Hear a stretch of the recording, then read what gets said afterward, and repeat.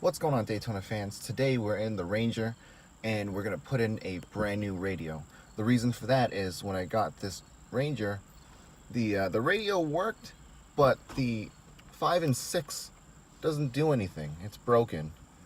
Plus nobody uses a tape deck and I don't have any CDs. So I like to put in an updated one where it has Bluetooth and it allows me to stream music from my phone. So this video will be an install of the brand new radio, and that radio is going to be this, the Pioneer something or whatever. Now these are all the things I'm going to be using: the radio itself, the mounting kit for Fords. So this is a general kit. I'm going to show you that there's going to be some extra stuff that we're not going to use because it's for Ford, Lincoln, and Mercury. You're going to need some trim kits, a small screwdriver that's going to come in very handy, and some quick splices where it just cuts into the plastic and taps into the wire. That way you don't have to solder anything. Ideally I'd like to solder, but you know what, I don't have one, so this will be, I guess, just fine. Anyway, let's get started. First things first, we're going to remove this screw and this screw, and for that I'm going to use a 7mm wrench. Now you can definitely use a socket if you have it. I don't, so I'll make do with a wrench. You know, it's just a little bit of a slower process, but still works.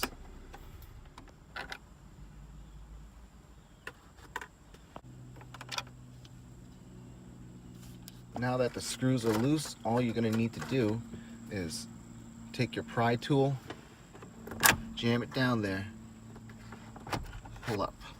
You can already hear it. You can already hear it coming out. At that point, you want to just work your way up, twisting until it all comes out. Alright guys, this is the back of the radio. When you pull your radio out, you're going to have your cigarette lighter to unplug here. All it is a plug here and a plug here. On the other side, you're going to have your other cigarette lighter up here. You're going to have a plug down here. Now this plug's a little tricky because now another thing we're going to have to do, which is a safety measure, is we're going to have to push these two notches in. That way it'll slide out. Now it happens to, now what Ford did is they put it on both sides, so I'm going to have to show you what I'm going to do one side at a time. As you can see, the notches are no longer on this plastic piece because my plastic trim tool is keeping it from popping out. So now all you have to do is to go to the end right here, give it a hit. Now that it's loose, just slides right out. And that's it. That's it, guys. That's how you take the old radio out of the bracket here on a 2002 Ford Rangers. Now these will generally work, I think, from 2000 to about 2006 or 7 or something like that. It's the same process. Nothing has changed. Maybe the radio itself has changed, but the whole mechanical part of it is the exact same. Now when you buy an aftermarket radio, the only connector that comes with it is this connector. This connector goes into the radio, and as you can see here, there are open ends.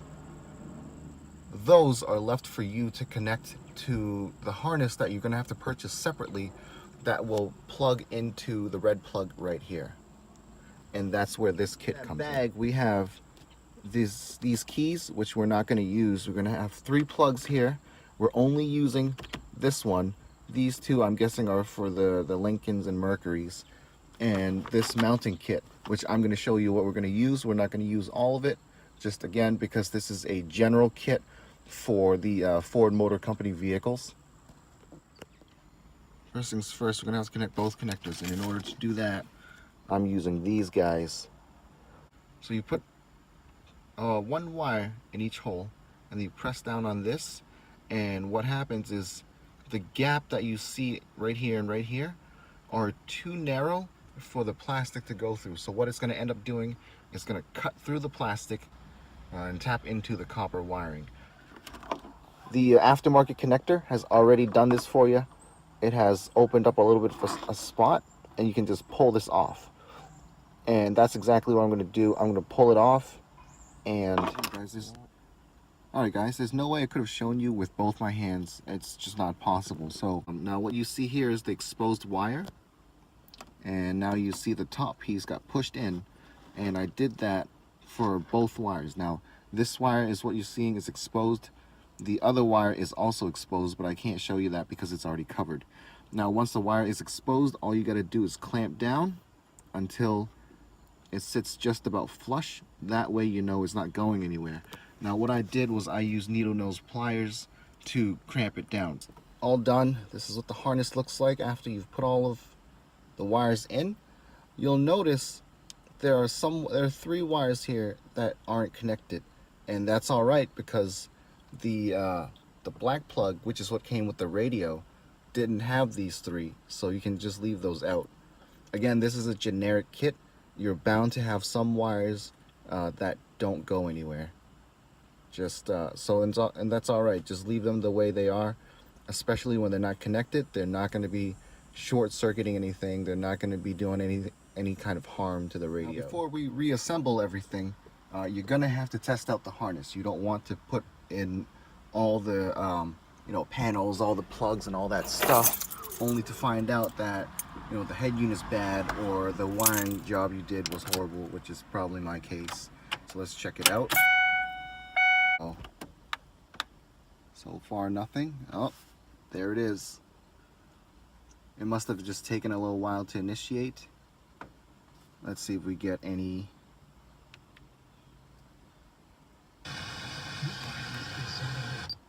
Your favorite music, all your favorite stations, plus the best sports lineup, all free. All right, guys. So everything works, as far as I can tell. I'm gonna just go ahead and reassemble everything. Put the radio in. We have to install the bracket onto the old assembly, and what we're gonna have to do is we're gonna have to take this out.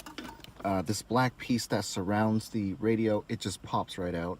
And now that that's popped out, we're gonna have to pop out this bracket around here. And all you're gonna need to do is find this key right here, and it jams right into it, which releases the bracket and allows you to slide it right out.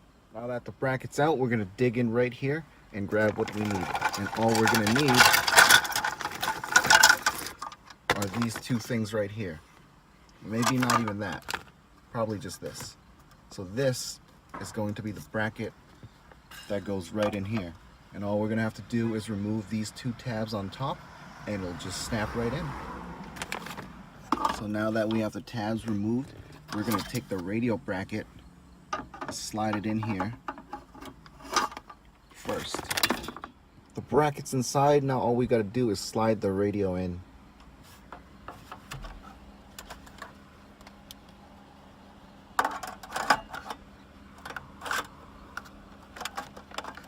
Alright, Daytona fans, that's it. The radio is in. The install is pretty simple. The longest part of the install was definitely the harness.